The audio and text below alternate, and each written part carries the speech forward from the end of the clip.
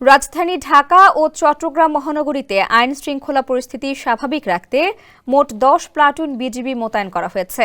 মঙ্গলবার বিকেলে বিজিবির পক্ষ থেকে পাঠানো এক খুদে বার্তায় এ তথ্য জানানো হয়।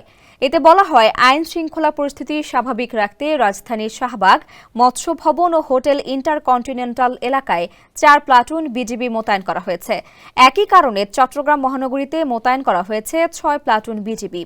এ বিষয়ে বর্ডার গার্ড বাংলাদেশ সদর দপ্তরের জনসংযোগ কর্মকর্তা মোহাম্মদ শরীফুল ইসলাম জানান, রাজধানীর শাহবাগ, মৎস্য ভবন ও হোটেল ইন্টারকন্টিনেন্টাল এলাকায় ৪ প্লাটুন বিজিবি মোতায়েন করা হয়েছে। একই সঙ্গে চট্টগ্রাম মহানগরীতে মাঠে থাকছে ৬ প্লাটুন বিজিবি। ইডেন বে কক্সবাজার সমুদ্র সৈকতের উপর নিজেদের একটি ঠিকানা। মাত্র ৫ লাখ টাকায় আপনিও হয়ে যেতে পারেন এই হোটেলের মালিক।